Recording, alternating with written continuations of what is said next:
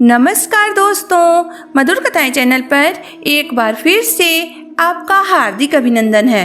तो आज की मेरी कहानी का शीर्षक है घर तोड़ने वाली ननद। तो चलिए शुरू करते हैं आज की अपनी ये कहानी। संजना अपने ससुराल में बड़ी बहू थी जिसकी शादी को 6 साल हो चुके थे। उसके ससुर जी का निधन उसके शादी के पहले ही हो चुका था। परिवार में उसके पति, सास और देवर देवरानी थे। एक ननद थी जिसका नाम रूबी था। वह शादी के बाद अमेरिका में बस गई थी क्योंकि उसका पति अमेरिका में ही एक बहुत बड़े कंपनी में नौकरी करता था। संजना के देवर की शादी अभी 1 साल पहले ही हुई थी। उसके देवरानी सोनाली बहुत अच्छी लड़की थी। संजना और सोनाली कभी भी देवरानी जेठानी की तरह नहीं रहती थी। संजना सोनाली को हमेशा अपने छोटी बहन जैसा प्यार करती थी। बड़ी बहू होने के नाते संजना सारे घर की जिम्मेदारी अपने सर पे ले ली थी। उसके पति संजीव और देवर सूरज दोनों अपनी बिजनेस संभालते थे। दोनों भाइयों के बीच बहुत मेल था। वो दोनों एक दूसरे को हमेशा प्यार और सम्मान देते थे। संजना की देवरानी सोनाली काफ़ी समझदार, पढ़ी लिखी और होशियार थी। संजना और सोनाली घर का हर काम मिलजुल कर फटाफट कर लेती थीं। अगर उन्हें शॉपिंग पर भी जाना होता था तो साथ में ही जाती थी। कभी भी वो एक दूसरे से अलग तथा नाराज नहीं रह सकती थी। अपने दोनों बहुओं के बीच इतना प्यार देखकर उनकी सास बहुत खुश रहती थी। वो अपना पूरा समय पूजा पाठ तथा अपने पोते पोतियों के साथ बिताती थी। वो घर की सारी जिम्मेदारी अपने दोनों बहुओं पर डालकर खुद जिम्मेदारी मुक्त हो गई थी। संजना की ननद रूबी अपने छोटे भाई के शादी में नहीं आ पाई थी। इस बार वह गर्मी की छुट्टी में अपने बच्चों के साथ आ रही थी। बेटी का आना सुनकर संजना की सास बहुत खुश थी। सूरज ठीक समय पर एयरपोर्ट जाकर अपनी दीदी को लेकर घर आ गया। घर आने पर उसकी दोनों भाभियों ने उसका बहुत अच्छे से स्वागत किया। संजना उसे गले से लगाते हुए सोफे पर बैठने के लिए बोली, परंतु रूबी की निगाह अपनी छोटी भाभी सोनाली को देखने में लगी हुई थी। सोनाली ने भी आगे बढ़कर अपने ननद के पैर छुए, प्रणाम किया तथा उनके गले लग गई। फिर रूबी अपने माँ से मिलकर बहुत खुश हुई। रूबी अमेरिका से सबके लिए कुछ न कुछ लेकर आई थी। सबने उसके लाए हुए तोहफे को प्यार से स्वीकार कर लिया। फिर रूबी अपनी माँ से बोली, माँ, इस बार मैं पूरे 1 महीने रहने वाली हूँ। आप लोगों को कोई परेशानी तो नहीं होगी ना? अपने ननद की बात सुनकर छोटी बहू सोनाली ने कहा, ये आप कैसी बात कर रही हैं दीदी? यह आपका मायका है। आप जितना चाहें उतना रह सकती हैं। हमें तो और खुशी होगी आपके साथ रहकर। रूबी को आए 3-4 दिन बीत गए। इन 3-4 दिनों में उसे ऐसा लगने लगा कि दोनों भाभियां माँ पर ध्यान नहीं दे रही हैं। उसकी माँ दिन भर अपने कमरे में अकेले पड़ी रहती हैं। एक रात रूबी, जो अपनी माँ के कमरे में ही रहती थी, उसने अपनी माँ से पूछा, माँ, दोनों भाभियाँ आपका ठीक से ध्यान रखती हैं कि नहीं? आप अपने पेंशन का पैसा अपने पास रखती हैं कि नहीं? क्योंकि मैं देख रही हूँ छोटी भाभी सोनाली बहुत तेज और चालाक है। ऐसा न हो कि वो संजना भाभी को अपने साथ मिला ले और आप बिल्कुल अकेली रह जाएं। रूबी ने अपने माँ के कान भर दिए। बेटी के भड़काने पर उसकी माँ भी सोचने लगी कि रूबी बिल्कुल ठीक कह रही है। उसने रूबी से कहा, बेटा, तुम सही कह रही हो। मेरी दोनों बहुएं अपने अपने मन की करती हैं, मुझसे कुछ नहीं पूछती हैं। मेरे दोनों बेटे बहुत अच्छे हैं, परंतु वो भी घर का या बिजनेस का कोई भी बात बड़ी बहू संजना को बताते हैं, उससे सलाह लेते हैं, लेकिन मुझे बताना जरूरी नहीं समझते हैं।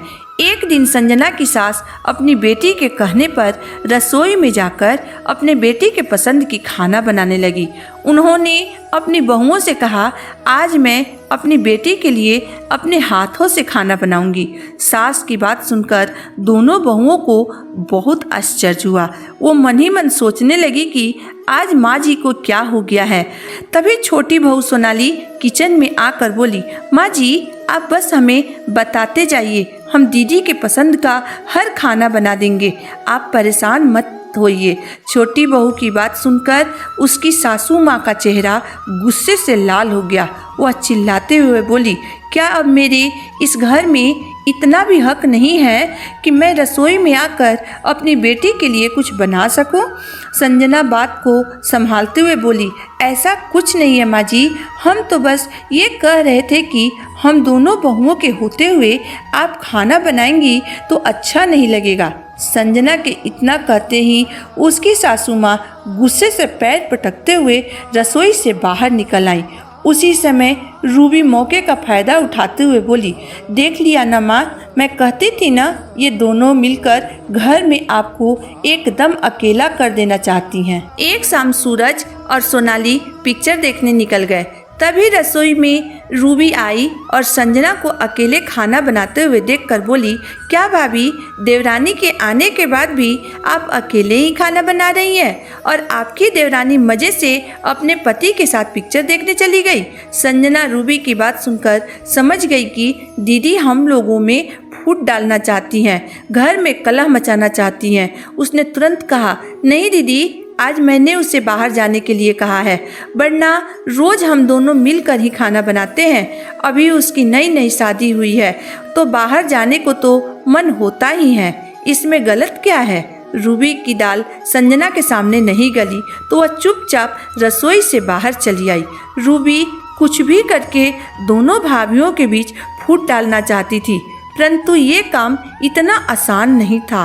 एक दिन रूबी ने घूमने जाने का प्लानिंग किया। सभी एक साथ घूमने गए।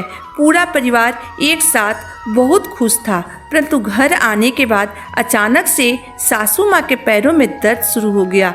वो अपने कमरे में जाकर लेट गईं। संजना ने अपनी ननद रूबी से कहा, दीदी आप थोड़ी देर के लिए माँ के पास बैठिए, तब तक मैं और सोनाली जल्दी से खाना बना लेते हैं। संजना के इतना कहते ही रूबी को मौका मिल गया।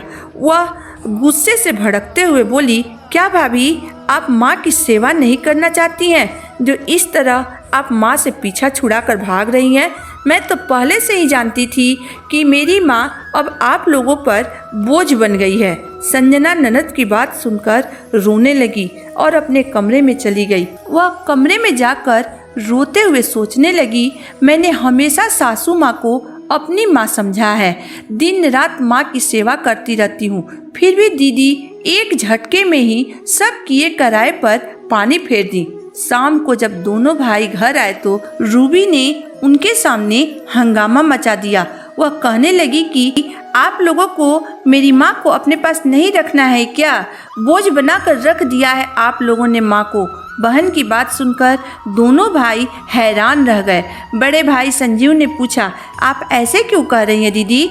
माँ हमारे ऊपर बोझ बन गई हैं, माँ को हम बहुत सम्मान करते हैं। सूरज ने भी अपने भाई के हाँ में हाँ मिलाते हुए कहा, जैसा आप सोच रही हैं वैसा कुछ भी नहीं है दीदी, माँ इस घर की मुखिया हैं और हम उनका बहुत आदर करते हैं। रूबी सोच रही थी कि उसकी बात को सुनकर दोनों भाई अपनी पत्नियों को डांटेंगे, पर ऐसा कुछ नहीं हुआ क्योंकि दोनों भाइयों को अपनी पत्नियों पर पूरा विश्वास था। इधर संजना सोच रही थी कि दीदी खुद अपनी सास से अलग रहती हैं, अब हमारे घर में फूट डालकर हमें अलग कर देना चाहती हैं, परंतु उसने कुछ नहीं कहा। संजना की चुप्पी ही उसकी ताकत बन गई। रूबी की सारी चाल धरी की धरी रह गई। न तो वो सास बहू में झगड़ा लगा पाई और न ही पति पत्नी के बीच। रूबी समझ गई थी कि पूरा परिवार एक साथ है, मैं कितना भी सबके बीच फूट डालने की कोशिश करूं, सब बेकार है। संजना यह समझ चुकी थी कि दीदी माँ को भड़काकर हमारे परिवार को तोड़ देना चाहती हैं।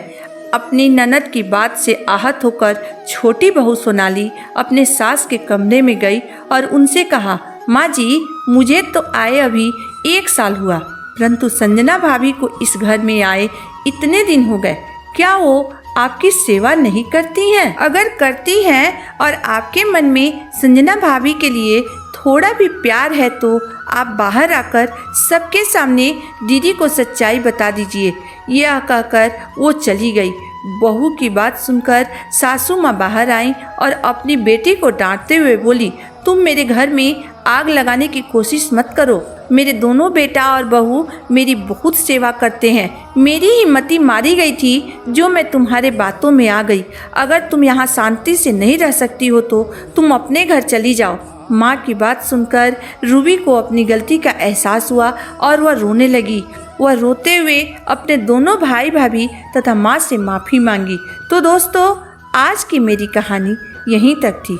दोस्तों, हर लड़की को अपने मायके में अपने पूरे परिवार से मिलजुल कर रहना चाहिए, खास करके भाभीयों से, क्योंकि माँ के बाद उनका मायका भाइयों से नहीं बल्कि भाभी से होता है। इसमें आपकी राय क्या है? आप मुझे कमेंट बॉक्स में ज़रूर बताइएगा। अगर मेरी कहानी अंत तक पढ़ने और सुनने के बाद आपको पसंद आई हो तो मेरे वीडियो को लाइक कर दीजिएगा, चैनल को सब्सक्राइब कर दीजिएगा। तो फिर मिलते हैं एक नई वीडियो, एक नई कहानी के साथ। तब तक के लिए धन्यवाद।